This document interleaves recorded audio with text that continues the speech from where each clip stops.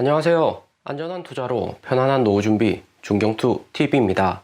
네, 8월 23일 수요일입니다. 비트코인 25,600달러 마이너스 2%, 이더리움 1,600달러 마이너스 4%, 리플 약간 하락, 솔라나, 라이트코인, 유니스합 마이너스 5%등 신용평가사 스탠다드 푸어스에서 5개 미국 중소은행 신용 강등하고 전체 코인 추가 하락이 나오고 있습니다. 신용 등급 하락은 8월 초부터 피치사에서 미국 국가 등급 한 등급 하락을 시켰고, 무디스도 중소은행 신용 강등 이미 시킨 상태이고요. 스탠다드 푸어스가 3대 신용평가사 중에서 마지막으로 중소은행 신용등급 하락을 시킨 건데 이미 알고 있는 시장 공포죠. 마지막까지 스탠다드 푸어스가 신용등급 하락을 시킨다는 것은 개미들 털어내는 과정이다 볼 수 있습니다. 진정하게 폭락 공포가 오려면 JP모건, 뱅크 오브 아메리카 등 대형 금융사들 신용을 강등을 시켜야 되죠. 하지만 미국 대형 금융사들도 2008년 금융위기 겪은 이후로 하락장 대응을 잘하고 있고, 올해 3월 중소은행 파산처럼 미국 정부에서 보호해줄 가능성은 여전히 높고요. 미국 증시의 가장 큰 걸림돌은 10년물하고 2년물 국채금리가 작년 10월 고점까지 반등온 데 있습니다. 금리가 이렇게 고점 찍으면 회사채 이자율도 급등을 하면서 빅테크 제외한 중소 중견기업일수록 회사채 금리도 올라가면서 약한 골이 부러지는 거고요. 금리가 이렇게 고점을 계속해서 갱신을 한다면 글로벌 약한 고리도 동시에 부러지면서 충격이 날 수 있고, 이 때문에 미국 3대 신용평가사들이 미리 등급을 하락시킨다 볼 수 있습니다. 대신에 중국이 미국 채권 구매해준다면 미국 국채금리가 자연스럽게 내릴 수 있는데, 7월 옐런 재무장관 중국 방문하고 미국은 화해의 손길을 내밀었고요. 하지만 중국은 반도체 첨단 산업 제재한다면 채권 매수는 없다고 이야기해둔 상태입니다. 중국이 경제가 안 좋은 상황이라도 중국 도움 없이는 국채금리 못 내릴 것이라는 판단이고요. 일본이 미국 국채 가장 많이 보유를 하고 있지만 중국 비중은 여전히 큽니다. 중국은 2000년 초반에 미국 국채 많이 보유를 했다가 시진핑 집권하고 나서 미국 국채 비중을 계속해서 줄여나가고 있고요. 70세 고령인 옐런 장관이 7월에 방중했는데도 진전이 없자 바이든 대통령 지난주 중국은 시한폭탄이다, 악당이다 이야기를 했었죠. 그러고 결국에는 이번에는 미국 상무부 장관 중국 간다고 결정이 났습니다. 중국 기업 27개 잠정적으로 수출 통제 제외한다고 이야기를 하면서 합의를 보려고 하는 거고요. 바이든 대통령만 하더라도 정치 경력 50년에 오바마 전 대통령 때 부통령 하면서 뒤처리는 바이든이 거의 다 했죠. 2011년 임기 초에 중동에 미군 철수하고 유가 오르면서 바이든 민주당이 실수했다 이야기는 했었지만, 베네수엘라 석유 생산 재개하면서 국제유가 내려가고 결국 글로벌 인플레이션율도 잘 잡히고 있습니다. 중국이 시진핑 3년임으로 정치 지배력은 강화가 되었지만 바이든 대통령 역시 노련한 정치인이기 때문에 중국도 무난히 관리할 듯 보이고요. 그리고 나스닥 코인 시장 아직까지 완전히 호재가 없는 것은 아닙니다. 미국 시간 8월 23일 엔비디아 2분기 어닝하고 8월 25일 잭슨홀 미팅도 남겨두고 있고요. 나스닥 비트코인 상승 못하고 이렇게 줄줄 흐르면 오히려 파월 의장이 미국 경제는 강하다, 폭락은 없다 이렇게 이야기하면서 증시 살려줄 가능성이 여전히 존재를 하죠. 하지만 이더리움 가격 보면 마이너스 4%로 이더리움 하락이 2배 이상입니다. 비트코인 고래들 매도 물량은 적지만 이더리움 고래들은 올해 2월부터 매도 물량이 급증을 하고 있고요. 이더리움 가격 하락 올 때 매도도 하지만 올해 3월 미국 중소은행 파손으로 이더리움 가격 하락 오고 빠른 미국 정부 대응으로 반등은 했지만 이더리움 세력들은 여전히 4월 이후 매도 물량이 많습니다. 거기에 6월 블랙락 ETF 신청으로 비트코인 반등은 했지만 여전히 대량 매도는 지속이 되고 있고요. 2월부터 1만 달러 이상의 이더리움 보유한 100개 이상의 고래 지갑들이 이더리움 매도하고 포트폴리오도 개편을 하고 있습니다. 이렇게 매도가 많으면 당장에는 추가 매수 안 할 가능성이 존재를 하고요. 이더리움 역시 하방이 크게 열려 있다는 거죠. 8월 18일 비트코인 28,000달러에서 대량 청산 이후 선물 미결제 약정 볼륨은 6월 블랙락 ETF 신청 전까지 내려온 상태입니다. 당시 비트코인 24,000달러 구간이었고요. 볼륨이 큰 하락 이후 상승 못하고 있는데 이런 움직임은 비트코인 서서히 청산되면서 반등의 기회도 존재는 합니다. 있습니다. 2021년 5월 대폭락 전에 비트코인 6만 달러 신고점 찍고 4월 하락할 때도 비트코인은 서서히 내리는 모습이었고요. 하지만 다시 한번 숏포지션 대량 청산 나오면서 그 다음에 찐바닥이 났습니다. 현재 구간이 완전히 폭락오고 횡보한다고 생각하기보다는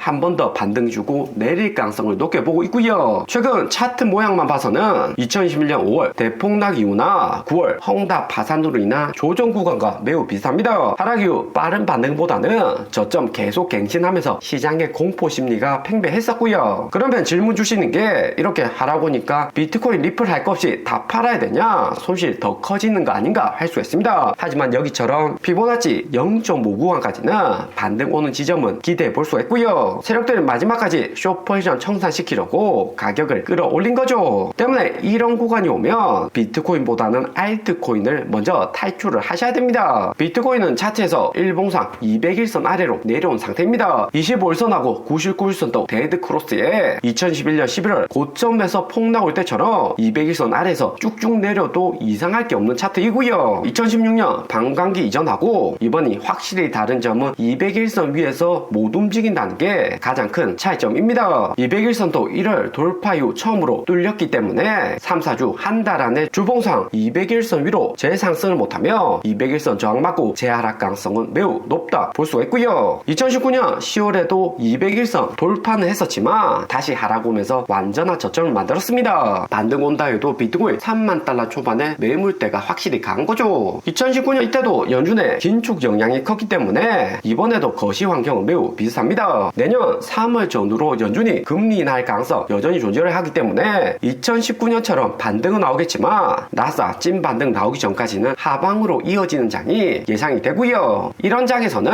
미국 우량주 매수하기 좋은 구간이고 알트코인은 당분간 투자를 멈추시거나 최대한 보수적인 투자가 필요한 거죠. 나스닥을 보면 스탠다드 포어스 신용 강등으로 363달러까지 다시 하락 온 상태입니다. 60일선 못 뚫고 있는데 이번 주 엔비디아 잭슨홀 기대감에 약간은 반등 대기 중이고요. 하지만 121선 아래로 내려오는 조정은 2021년 불장에서도 종종 나기 때문에 여기 빨간색 라인까지 하락 오는 것은 염두에 두셔야 됩니다. 나스닥으로 보면 340달러 구간이고요. 대신에 201선까지는 조정이 쉽지 않을 것 같고 미국 빅테크 우량주는 121선 부근에서 매수를 시작하셔야 됩니다. 121선에서 1차로 매수하고 201선 내려오면 추가 물량을 담아야 되는 거죠. 그리고 8월 3주차 지난주 비트코인 29,000달러에서 26,000달러 폭락올 때 기관들 매매 현황이 발표가 되었습니다. 비트코인, 이더리움, 리플, 솔라나, 라이트코인 할 것 없이 전체적인 물량을 줄었다는 것을 알 수가 있고요. 8월 2주차 29,000달러 행보할 때와 3주차 기관들 코인 보유량을 비교를 해보면 3주차 하락으로 21,000밀리언으로 약 3,000밀리언의 비트코인 대량으로 매도했다는 것을 알 수가 있습니다. 이더리움은 7,800에서 7,000으로 비트코인보다 비중은 작지만 리플을 보면 71밀리언에서 58밀리언으로 솔라나보다 더 많이 매도했다는 것을 알 수가 있고요. 기관들 생각에는 리플이나 비트코인이 200일선 아래로 내려가면서 당장의 반등 빠르게 나오기는 쉽지가 않을 거다 예상을 하는 거죠. 대신에 기관들 생각대로 100% 움직인 건 아니고 세력이나 개인들 기관들 매도 많이 했다는 거 미리 알고 있기 때문에 오히려 반등 주고 그 다음에 하락시킬 가능성이 여전히 존재를 합니다. 그리고 기관들 비트코인 숏포지션 보유량을 보면 2주차 100밀리언에서 3주차에 110밀리언으로 3개월 연속 숏포지션 감소를 시켰지만 이번에는 숏포지션 비중이 약간은 재반등한 것을 알 수가 있고요. 오늘의 영상은 여기까지입니다. 좀 더 디테일한 투자 정보가 필요하신 분들은 커뮤니티로도 자료가 공유되니까 멤버십 가입과 구독 부탁드립니다. 감사합니다.